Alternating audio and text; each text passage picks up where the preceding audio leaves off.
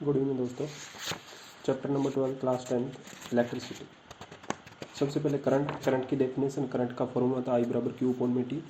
Q क्या है? Charge. और टाइम को आपको सेकंड के अंदर लेना होगा और आपको जो करंट आएगी वो एम्पियर के अंदर आएगी। उसके बाद में पोटेंशियल की डेफिनेशन दे रखी है कि कोई भी चार्ज को एक पॉइंट से दूसरे पॉइंट तक ले जाने के लिए जो वर्क डन किया जाता है, इसका मतलब डब्ल्यू अपॉन में क्यू इसका फॉर्मूला हो जाएगा। इन दोनों पे छोटे छोटे क्वेश्चन आते हैं। उसके बाद में वोल्टमीटर का यूज किया जाता है किसके अंदर? पोटेंशियल को मेजर करने के लिए, पोटेंशियल कितनी डिजिट आएंगी। तो इसके बाद में 1 वोल्ट का एक डेफिनेशन दे रखें कि अगर आपके पास 1 वोल्ट कब होगा? जब आपके पास जो चार्ज है वो कितना हो? 1 कूलम, और जो वर्क डन हो वो कितना हो? 1 जूल हो। तब आपके पास पोटेंशियल कितना होगा? 1। ऐसे से हम आपको 1 डायोप्टर किसकी यूनिट होती है? लेंस की पावर की। पी बराबर 1 अपॉन में एफ, मतलब आपके पास जो फोकल लेंथ है वो कितनी होगी? 1।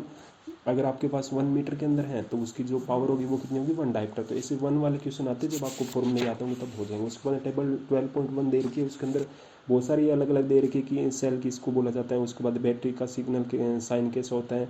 उसके बाद में रेजिस्टेंस किस टाइप के होता है, मीटर वोल्ट मीटर वगैरह, ये सब के एक मैचिंग वाले छोटे से क्वेश्चन आ सकते हैं, बाकी इतने ज़्यादा नहीं है। उसके बाद में ओम लॉ का आपको अच्छे से इसका डेरिवेशन याद करके जाना। ओम लॉ का मतलब किसी भी वायर के अंदर जो पोटेंशियल डिफरेंस है उसकी अंदर जितनी भी करंट है इस वायर के अंदर वो दोनों एक दूसरे के प्रोपोर्शनल होता है। उसके बाद में दोनों प्रोपोर्शनल को हटाने के बाद एक कांस्टेंट आएगा, तो वी बराबर आई आर। तो ये तो फॉर्मूला है, ये आपको डेरिवेशन भी लिखनी है, फिर ऊपर इसकी थ्योरी भी दे रखी है। ये पूरी एक 10th क्लास के अंदर एक ही ग्राफ दे रखा है वी और आई का, जो एकदम स्ट्रेट लाइन है 12.3। तो ये आपको सीधा सा आपको ग्राफ याद करना है। ये पूरा सब लिख के आओगे तब जाके ओम लॉ का पूरा क्वेश्चन का नंबर मिलेगा। उसके बाद सेम ऐसे दे रखे 1 पोटेंशियल, अभी क्वेश्चन था वैसे यहाँ पे दे रखे 1 ओम। 1 ओम का मतलब आर बराबर वी अपॉन में आई। आर की यूनिट होती है ओम। 1 ओम कब होगा? जब आपके पास पोटेंशियल डिफरेंस कितना होगा? 1। और जो करंट है वो मतलब कि कितना होगा? 1 एम्पियर। तब जाके दोनों क्या देगा? दोनों को डिवाइड करने पे 1। इसका मतलब आपको 1 वाले क्वेश्चन थोड़े से ध्यान रखना है। इसके बाद में नेक्स्ट पेज पर आप दे रखा है कि रेजिस्टेंस किस पे डिपेंड करता है? आर बराबर रो एल ओपन में है। रो क्या होती है? रेसिस्टिविटी। एल क्या है? वायर की लेंथ। और ए क्या है? Cross section area. इसका मतलब कि लेंथ की वायर अगर ज़्यादा होगी तो आपका रेजिस्टेंस भी क्या होगा? ज़्यादा।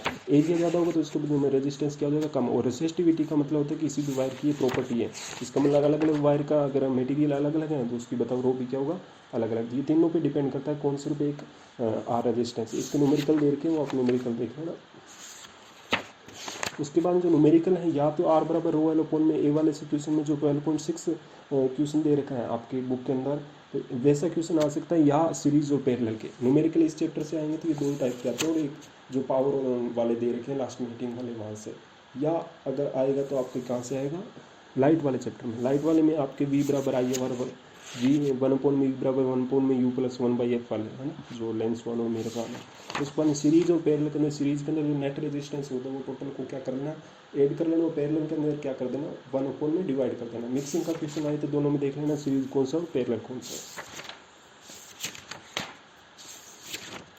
उसके बाद में 12.7 पैराग्राफ में दे रखा आपको हीटिंग इफेक्ट, मतलब कि किसी भी वायर से जब करंट जाती है तो हीट करने लग जाती है, तो हीटिंग कितनी होती है? ऐसे बराबर आपको पावर के 3 फॉर्मूले याद रखने होंगे। पी बराबर वी एल, पी बराबर वी स्क्वायर आर, और पी बराबर आई स्क्वायर आती है। इन तीनों को आपको टाइम से मल्टीप्लाई कर देंगे तो उसके अंदर क्या आ जाएगी? हीट आ जाएगी। तो हीट के फॉर्मूले याद नहीं रखने, सिर्फ पावर के याद रखने। पी बराबर V I, V square R और आई स्क्वायर आर, इन तीनों को टाइम से मल्टीप्लाई कर देना। टाइम इनके अंदर जो लिया जाएगा वो सेकंड के अंदर लिया जाएगा। सिर्फ घंटे के अंदर एक ही लिया जाएगा जो यूनिट में अपने फाइंड करते हैं, बाकी सभी जगह टाइम आपको किस में लेना? सेकंड के अंदर। 12.8 दे रखा है इलेक्ट्रिक पावर। पावर आपकी वही है जो पी बराबर वी आई, पी बराबर आई स्क्वायर आर, पी बराबर वी स्क्वायर ओपन। इन तीनों फॉर्मूले को याद रखना, कोई भी 2 डिजिट दी होगी और एक क्वेश्चन आ जाएगा। उसके बाद में पावर दे रखी है। पावर बताइए 1 वोल्ट कब होगी? 1 वोल्ट तभी होगी जब उसका पोटेंशियल डिफरेंस कितना हो? 1 वोल्ट, और उसके अंदर करंट है वो कितनी होगी? 1 एम्पियर। तब दोनों को मल्टीप्लाई करने के बाद पावर भी कितनी आएगी? 1। उसके नीचे एक दे रखा है 1 kWh। 1 kWh का मतलब कि जो आपकी पावर वो कितनी होगी? 1000 वोट हो, और जो टाइम हो वो घंटे के अंदर लिया जाता है तो सेकंड कितनी हो जाएगी? 3600 सेकंड हो जाते हैं। इनको मल्टीप्लाई करके 1 kWh का मतलब होता है कि एक यूनिट का मतलब 3.6 × 10⁻6 जूल के अंदर। तो ये आपको याद रखना पड़ेगा। 1 यूनिट का जो जूल के अंदर मान होता है वो कितना होता है? 3.6 × 10⁻6। ये सीधा क्वेश्चन आ सकता है। उसके बाद में आपको किसी भी सर्किट की अगर आपको यूनिट निकालनी है तो यूनिट का सीधा सा फॉर्मूला कि उसकी पावर और उसको टाइम को मल्टीप्लाई कर देना, चाहे वो घंटे के अंदर जाए कैसे भी दे, है ना। उन दोनों को मल्टीप्लाई करके और उसको डिवाइड कर देना 1000 से, है ना। तो उसकी एक की पावर आ जाएगी। जैसे एक पंखा जोड़ा हुआ है तो एक पंखे की पावर दी जाएगी, टाइम दिया जाएगा, कितने दिन में, एक दिन में कितना चलता है, उसके नीचे 1000 से डिवाइड कर देना। ऐसे जितने भी है सर्किट लगे होंगे सभी को ऐड करते जाना और डिवाइड करते जाना। आप यूनिट आ जाएगी, यूनिट के बाद में अगर 30 दिन का निकालेंगे 30 दिन का खर्चा दे दिया जाएगा कि एक यूनिट का 2 रुपये या 3 रुपये उनसे मल्टीप्लाई कर देना और एक मंथ का आपका खर्चा आ जाएगा। धन्यवाद।